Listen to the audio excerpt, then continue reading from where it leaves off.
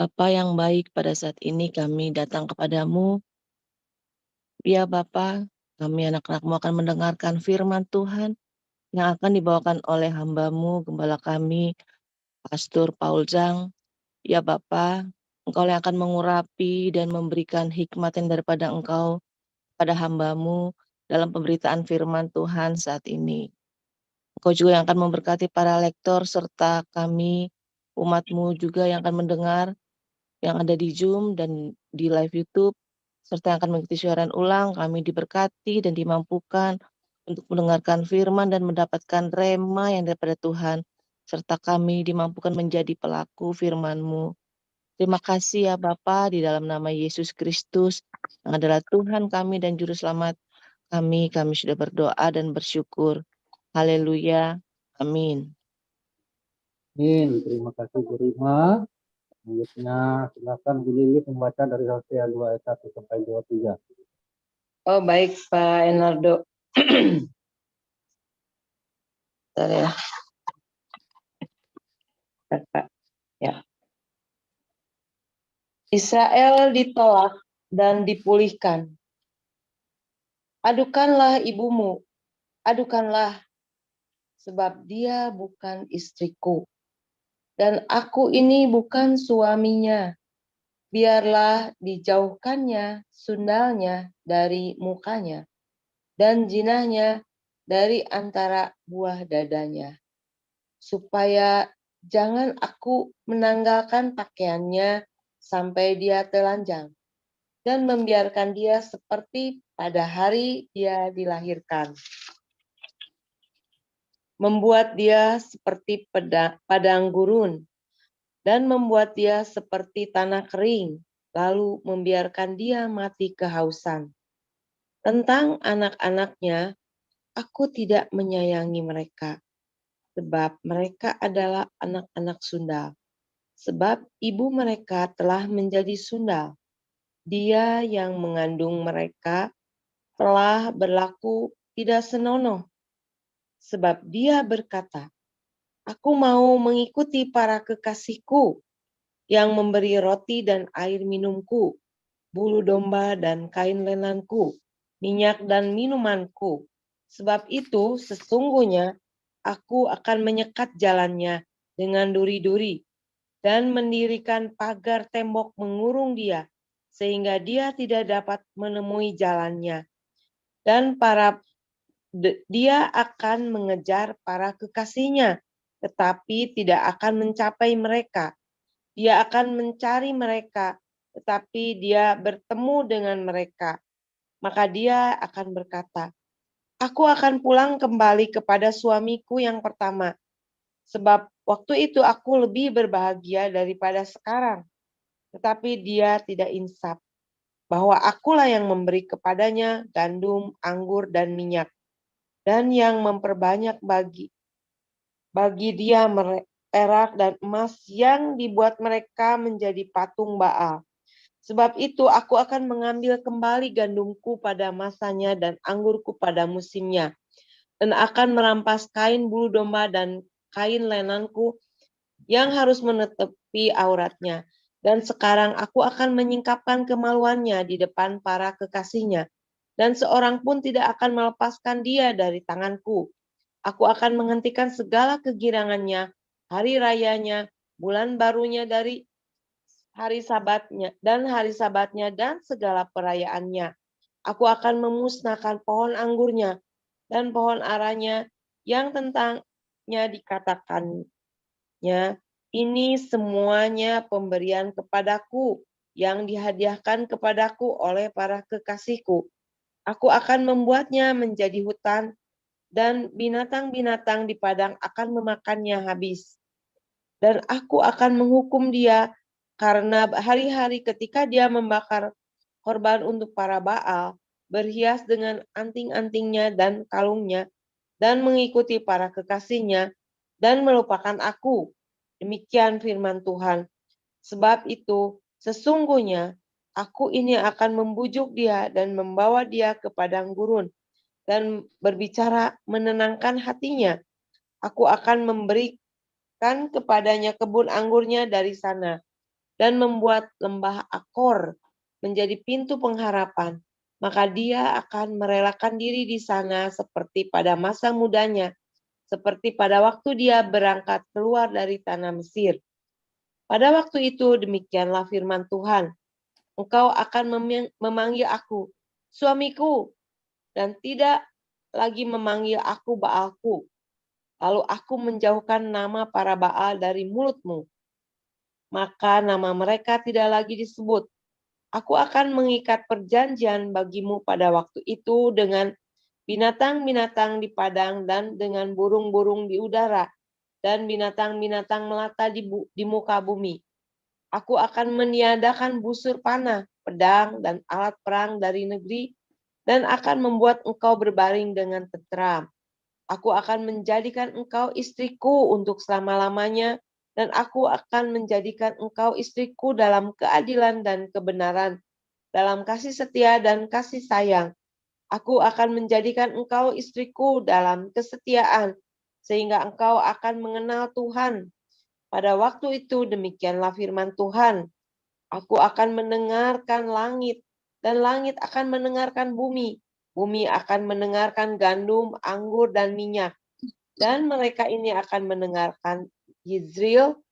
Aku akan menaburkan dia bagiku di bumi dan akan menyayangi Lo Ruhama, dan aku berkata kepada Lo Ami, umatku engkau, dan ia akan berkata, Allahku. Demikian firman Tuhan. Lanjut, Bu Lucy. Baik, saya akan lanjut. Firman Tuhan terambil dari 1 Korintus 5 ayat 1 sampai 13 berbunyi demikian. Dengan perikop dosa dalam jemaat. Memang orang mendengar bahwa ada percabulan di antara kamu dan percabulan yang begitu rupa seperti yang tidak terdapat sekalipun di antara bangsa-bangsa yang tidak mengenal Allah, yaitu bahwa ada orang yang hidup dengan istri ayahnya. Sekalipun demikian kamu sombong. Tidakkah lebih patut kamu berduka cita dan menjauhkan orang yang melakukan hal itu dari tengah-tengah kamu? Sebab aku sekalipun secara badani tidak hadir, tetapi secara rohani hadir. Aku sama seperti aku hadir telah menjatuhkan hukuman atas dia yang telah melakukan hal yang semacam itu. Bila mana kita berkumpul dalam roh, kamu bersama-sama dengan aku, dengan kuasa Yesus Tuhan kita. Orang itu harus kita serahkan dalam nama Tuhan Yesus kepada iblis, sehingga binasa tubuhnya, agar rohnya diselamatkan pada hari Tuhan. Kemegahanmu tidak baik. Tidak tahukah kamu bahwa sedikit ragi mengkamiri seluruh adonan?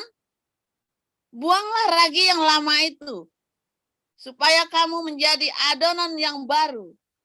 Sebab kamu memang tidak beragi. Sebab anak domba Paskah kita juga telah disembelih, yaitu Kristus. Karena itu, marilah kita berpesta, bukan dengan ragi yang lama, bukan pula dengan ragi keburukan dan kejahatan, tetapi dengan roti yang tidak beragi, yaitu kemurnian dan kebenaran. Dalam suratku telah kutuliskan kepadamu, supaya kamu jangan bergaul dengan orang-orang cabul. Yang aku maksudkan, bukanlah dengan semua orang cabul pada umumnya dari dunia ini, atau dengan semua orang kikir dan penipu, atau dengan semua penyembah berhala. Karena jika demikian, kamu harus meninggalkan dunia ini. Tetapi yang kutuliskan kepada kamu ialah supaya kamu jangan bergaul dengan orang yang sekalipun menyebut dirinya saudara adalah orang cabul, kikir, penyembah berhala, pemfitnah, pemabuk, atau penipu. Dengan orang-orang demikian, janganlah kamu sekali-kali makan bersama-sama. Sebab dengan wewenang apakah aku menghakimi mereka yang berada di luar jemaat? Bukankah kamu hanya menghakimi mereka yang berada di dalam jemaat? Ayat 13. Mereka yang berada di luar jemaat akan dihakimi Allah. Usirlah orang yang melakukan kejahatan dari tengah-tengah kamu. Demikian pembacaan firman Tuhan. Tuhan Yesus memberkati. Terima kasih Pak Enardo. Amin. Ya, amin untuk firman Tuhan. Terima kasih untuk para lektor, Ibu Lilis dan Ibu Lucy. Selanjutnya kita akan mendengar renungan firman Tuhan yang hari ini temanya serahkan tubuhnya pada iblis. Untuk itu silakan Pastor Joseph Ojang. Haleluya, luar biasa firman Tuhan selalu baru setiap hari bagi kita semua yang mendengarkan dan mencari Tuhan dengan sungguh-sungguh, mencari Tuhan dengan sungguh-sungguh. Ya, saudara ya, dengan sungguh-sungguh ya, bukan basa-basi. Anda kumpul di sini basa-basi atau sungguh-sungguh. Wah, itu hati-hati saudara ya. Yang tahu cuma Anda sama Tuhan, saudara ya. Dan nanti beberapa tahun kemudian kita baru tahu, wah ternyata kamu cuma basa-basi doang. Dari buahnya, saudara. Saya tidak berkata buahnya adalah materi, enggak, saudara ya. Buahnya adalah damai sejahtera dalam hidupmu, kestabilan dalam hidupmu ya. Buahnya adalah kemudian keluarga dipulihkan, suami, istri, anak beranak, kakak beradik, ya. Itu buahnya, saudara. Anda tidak bisa paksa semua orang suka sama Anda, senang sama Anda. Mereka bisa bermusuhan dengan Anda. Mereka bisa bermasalah dengan Anda, tapi jangan Anda punya masalah dengan mereka. Ya, jangan saudara. Oh, saya banyak dimusuhi sama youtuber saudara, karena para donatur kan kesedot semua ke sini. Ya, tetapi apakah terus saya memusuhi mereka? Enggak, saudara. Orang Islam aja kita tolong, ya kan? Apalagi sesama kita orang Kristen. Apalagi saya tidak suka membidat-bidatkan orang lain, saudara ya. Buahnya itu nanti di dalam kesejahteraan dalam rumah tanggamu, keluargamu, anak-anakmu. Tidak selalu materi, ya saudara ya. Tuhan janji bahwa kita akan hidup dalam kecukupan. Tapi kalau berkekayaan melimpah, beruah, kaya raya konglomerat, itu Anda butuh karunia khusus, Anda harus tertentu. Sebab kekayaan itu lebih sering membawamu ke neraka daripada menjadi berkat. Ya, makanya Tuhan Yesus bolak-balik berkata, ya, simpanlah hartamu di surga. Bolak-balik saudara sedekah. Bolak-balik ngomong saudara ya. Nah, kedua selain buah itu adalah apa? Hidupmu dalam kekudusan. Hidupmu dalam kekudusan enggak? Apakah kamu masih cabul saudara? Siapa di sini masih doyan selingkuh? Doyan pacar-pacaran lagi ya saudara ya. Hati-hati saudara ya, nggak main-main. Saudara jangan anggap ini bercanda ya saudara ya, tentang percabulan anggap enteng. Karena percabulan, kalau Anda sudah ada dalam komunitas dan kamu menikmati berkat-berkat Tuhan, lalu Anda maksa bikin cabul, Anda akan tambah hancur hidupmu. Remuk saudara. Anda mungkin tidak sanggup bayar harganya untuk bisa kembali. Serius ya, mau kembali itu ya, seperti anak yang hilang itu, langkahnya berat sekali saudara untuk kembali. Sampai-sampai Anda harus makan ampas babi. Hati-hati dengan percabulan. Ya, saya mungkin tidak bisa menegur karena saya nggak tahu. Saya tidak hidup di Indonesia, saya tidak bersama dengan kalian. Kalau saya langsung ngomong, nanti saya, walaupun saya tahu itu ada suara kenabian, tapi kan ngomongnya menghakimi. Tetapi ini adalah antara Anda dengan Tuhan, yang korbannya adalah keluargamu nanti. Ketika Anda masih hidup di dalam percabulan, ketika Anda masih hidup di dalam ketidakkudusan, yang nanggung adalah Anda dan keluarga Anda. Kalau cuma kita, satu orang yang nanggung, mungkin kita masih kuat, saudara. Tapi kemudian Anda akan melihat keluargamu dikoyak-koyakan oleh iblis, saudara. Itu yang banyak bikin orang nggak kuat, dan akhirnya dia tinggalkan Tuhan, dia pikir Tuhan nggak sayang sama dia, padahal dia yang nekat hidup dalam percabulan. Jadi wanita-wanita yang masih muda, yang masih ada libidonya, kalau Anda tidak bisa menguasai diri, menikah. Ya, pria-pria menikah.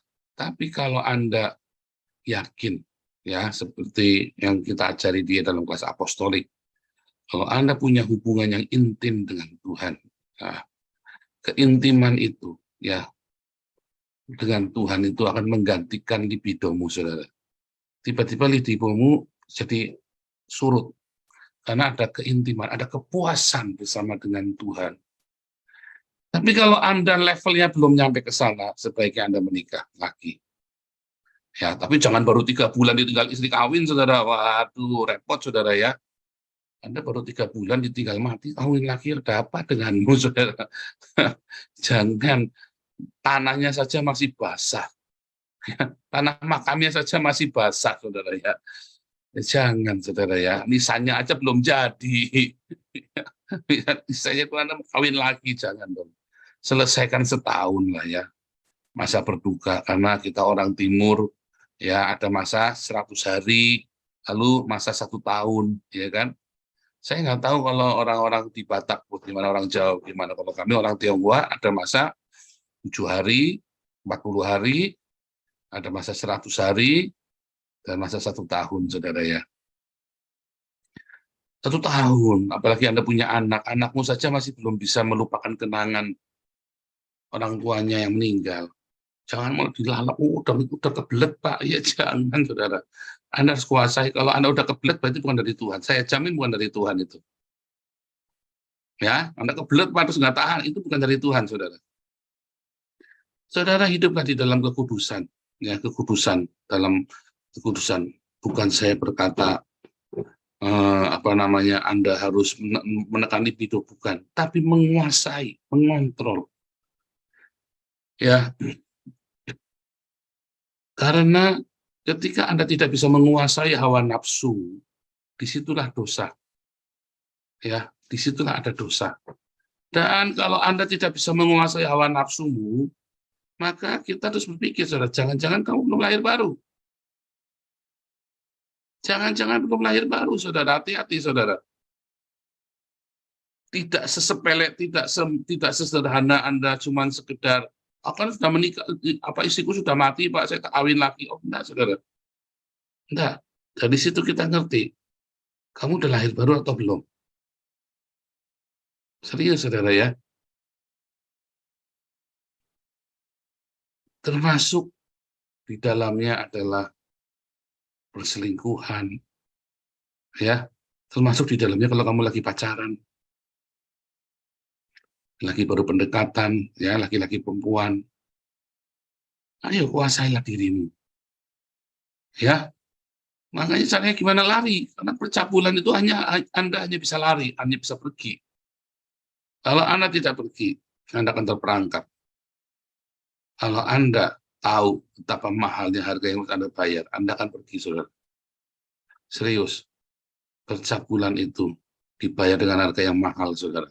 Baik itu Anda masih single, cabul, pergi ke pelacuran, atau Anda rogoh-rogohan sama pasanganmu, ya, yang belum menikah, maksudnya ya, atau perselingkuhan. Oh, lebih berat lagi perselingkuhan, saudara. Saudara, anak saya Wisely, hidupnya selalu beruntung. Ini dia lagi Stasia. Stasia itu magang kerja, saudara. Dia sekolahnya pintar, saudara ya. Sekolahnya memang pintar. Tetapi saya nggak tahu waktu dia tes ada yang kurang, saudara ya. 17 kali dia ngelamar magang, 17 kali ditolak, saudara. Bayangin, selama 3 bulan dia ngelamar 17 kali lamaran, semuanya ditolak, dan itu sudah mepet waktunya. Kalau enggak, dia harus magangnya nanti tahun depan, bukan semester depan, tahun depan, saudara. Dia sudah putus asa. Saya telepon beberapa teman, mereka semua juga sama, bilangnya ya dia harus sendiri, harus cari sendiri, dia harus punya channel-channel yang dari sekolah, segala macam. Kita semua sudah lakukan 17 kali, saudara. Dia sampai putus asa, tempernya keluar, saudara ya. Wah, temperamennya keluar, saudara ya. Wah, kita lagi jalan-jalan di Amsterdam, suasana jadi rusak gara-gara dia temper, saudara ya. Sudahlah, kita makan enak saja, kita makan enak. Makan enak pun udah nggak bisa mengobati karena dia lagi panik. Ya, wah tahu gitu aku anda ikut nih gini nih. Waduh, kita lagi liburan jadi rusak nih suasananya nih. Saya bilang, selama ini kamu berdoa, nggak ada yang nggak dijawab. Sekarang kamu tenang, kamu percaya sama Tuhan, apapun terjadi, Tuhan sediakan terbaik buat kamu. Dan benar, saudara ya, akhirnya dia kasih satu lamaran terakhir, saudara. Dan dia berdoa dengan sungguh-sungguh, bahkan kelihatannya dia puasa, saudara ya. Dia sungguh-sungguh berdoa, saudara, dia dapat magang kerja di sebuah perusahaan internasional yang ternyata semua dosen dia pernah bekerja di situ. Ya, jadi perusahaan sangat terkenal sekali di Belanda. Semua dosen-dosennya dia itu rata-rata pernah bekerja di situ atau magang atau bekerja di situ ya sebelum jadi dosen. Karena ini benar-benar perusahaan internasional, perusahaan yang cukup besar. Dan kalau magang itu ada yang digaji, ada yang tidak digaji. Ya, dan gajinya belum tentu bagus. Anak saya digaji dengan sangat bagus, saudara. Ya, 750 euro itu banyak. 750 euro itu sekitar berapa? 10-11 juta, saudara ya. Sekitar 11 juta, saudara. 11. Luar biasa sekali, saudara. Terus saya bilang, coba lihat. Kamu dulu pengen ke ini ke sini. Coba yang makan di sana kasih uang berapa? Ada yang tidak dikasih uang, Pak. Ada yang cuma dapat 400. Kamu dapat berapa ya? 750. Tuhan bukan cuma kasih tempat yang terbaik buat kamu, dia sampai kecil hati ya saudara, karena dia waktu tes itu ada tes apa yang tidak lulus saudara ya, saya lupa namanya tes apa itu ya, ada bagian mungkin mesti gagal di situ, ditolak mesti ditolak saudara ya, dia sampai putus asa, dia terus sampai bilang, ini itu kan bisa latihan, udah terlambat mau latihannya kapan lagi, udah tinggal minggu depan Pak waktunya. Kurang seminggu, saudara, kamu berdoa puasa. Dia tulis email, ada satu tempat dia kirim email, ya. Terus besoknya langsung ditelepon, besoknya langsung diterima interview. Syaratnya kamu harus tinggal dekat situ, tinggal dekat sana, dan dikasih tahu gajinya 750, dan itu benar-benar perusahaan internasional, saudara. Terus tadi jadi anak saya sekarang nggak tinggal sama saya, saudara ya. Memang karena usianya sudah 23 tahun, jadi nggak tinggal dengan saya ya. Di sini rata-rata umur 18 tahun aja udah keluar dari rumah. Ini anak umur 23 tahun. Jadi anak saya bilang, yang tadi saya bilang, selama kamu jaga hidupmu dalam kekudusan, segala yang baik dari surga akan beserta denganmu. Sekalipun itu mepet, kamu tenang. Ya tapi panik, Pak. Memang hari itu panik. Tahu, dulu Papa juga begitu, panik seperti kamu. Lama-lama paniknya hilang dan Papa butuh waktu bertahun-tahun untuk percaya bahwa Tuhan selalu sediakan yang terbaik. Papa butuh waktu lebih dari 20 tahun buat belajar, buat mengerti bahwa Tuhan pasti berikan yang terbaik. Tidak ada yang tidak baik yang dari surga selama kamu hidup melekat erat sama Tuhan. Jaga hidupmu, terutama di dalam kekudusan. Banyak orang-orang ceritanya Tuhan, tapi hidupnya dalam kenajisan, terutama dalam percabulan, kemunafikan, saudara. Dalam fitnah, ya. Tuhan bilang, jangan dekat-dekat orang seperti ini. Pak, tadi Paulus bilang, ya kalau gitu kita nggak usah dekat-dekat sama seluruh orang dong. Orang-orang kan yang gitu, Pak, teman kantor saya. Yang dimaksud adalah, tadi Paulus ngomong dengan jelas, kalau dia hidup sudah di dalam kasih karunia, ya itu orang Kristen mengaku-ngaku lah udah pelayan, tapi hidupnya masih cabul, saudara. Anda jangan dekat-dekat, karena Anda nggak nyadar dia ceritanya Tuhan, tapi Anda dijirat sama dia dengan kelakuan yang sama. Nah, katakan lagi orang demikian itu kita nggak bisa apa-apa, saudara. Ya, serahkan tubuhnya pada iblis. Artinya apa, saudara? Ya kalau dia sampai miskin, kalau dia sampai susah, sampai runyam, ya kita nggak bisa bantu, saudara. Ada ya di komunitas kita yang begitu ya, serahkan tubuhnya, ya kita nggak bisa bantu, kita stop bantuannya. Serahkan tubuhnya pada iblis, kita stop bantuannya, saudara. Supaya kita doakan jiwanya selamat. Dan nanti suatu ketika dia akan menentok. Ya, nangkep nggak maksudnya saudara? Bukan kita nggak kasihan saudara, kita nggak tolong bukan kita nggak kasihan, tapi kita tahu ini orang ya sudah di luar apa yang diajarkan Tuhan kita, ya tentang kekudusan, tentang syirik dengki, tentang fitnahan ya, bukan cuma sekali dua kali itu saudara. Jadi kita biarkan serahkan tubuhnya pada iblis, karena dia keluar dari komunitas ya, bukan nggak kuat tapi dia nggak hadir ya, kita nggak bisa bantu saudara. Tega karena kita digerakkan bukan oleh piti.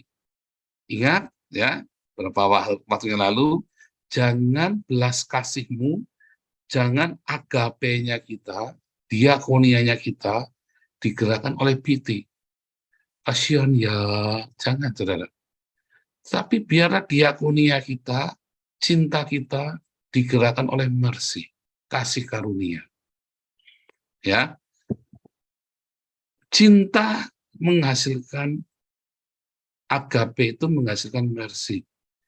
Ya, tetapi charity tanpa agape menghasilkan pity, saudara. Kita tidak mau pity sama orang, karena cinta yang sejati itu punya hikmat. Sehingga kita tidak dimanfaatkan. Tetapi di satu pihak, cinta itu mendidik, saudara. Sehingga orang-orang ini serahkan tubuhnya pada iblis supaya jiwanya selamat. Suatu ketika dia akan seperti anak yang hilang. Dia sudah makan ampas babi, lalu dia datang kepada Tuhan. Ya, kita welcome, selalu welcome dengan pertobatan. Begitu saudara ya. Jadi di dalam komunitas Anda harus mengerti, ini orang tabiat nih. Ya, kita bicara empat mata. Habis bicara empat mata, kita ngomong, kita tegur, saudara. Setelah itu, ya sudah serahkan tubuhnya pada iblis. Ya kan? Biasanya mau menang-menangan. Ya. Begitu saudara ya, jangan takut saudara. Karena cinta yang sejati itu digerakkan oleh hikmat dan digerakkan oleh mercy. Kita nggak akan sampai menghakimi, nggak usah saudara. Pokoknya dia tinggalkan komunitas, ya sudah biarkan saja. Serahkan tubuhnya pada iblis. Nanti dia akan kembali, kita terima. Kalau dia bertobat. Begitu saudara ya. Ingat, jaga hidup dalam kekudusan, ya. Terus berdiakonia dalam kekudusan hidup, supaya selalu ada keberuntungan dalam hidupmu, saudara. Kemudian, biarlah cintamu digerakkan oleh mercy, ya, bukan pity. Tuhan Yesus memberkati.